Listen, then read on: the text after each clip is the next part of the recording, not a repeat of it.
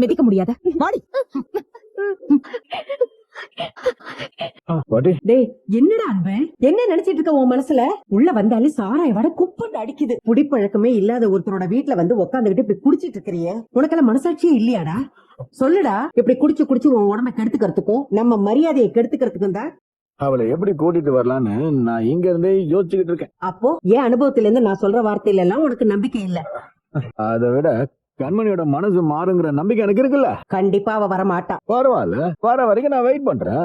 இந்த பாரு, சும்மா குடிச்சிட்டு உளறிட்டு இருக்காத. அவ இல்லன்னா என்ன, அப்படியே வாழ்க்கை முடிஞ்சு போயிடுச்சா? அவ வரலன்னா கடைசி வரைக்கும் தனியாவே இருந்து உன் வாழ்க்கையை வேஸ்ட் பண்ண போறியா? பாட்டி, நான் உங்களை உனக்கு கேட்கலாமா? கேளு. தாத்தா இறந்ததுக்கு அப்புறம் ஏன் பாட்டி இன்னொரு கல்யாணம் நீங்க பண்ணிக்கல? அவர் இல்லன்னா என்ன, எனக்காவது கண்மணி வருவாளா இல்லையான்னு நிச்சயமா சொல்ல முடியாது. ஆனா தாத்தா திரும்ப வர வாய்ப்பு இல்லைன்னு நல்லாவே தெரியல உங்களுக்கு. சரி, இப்ப எப்படி இருக்கு?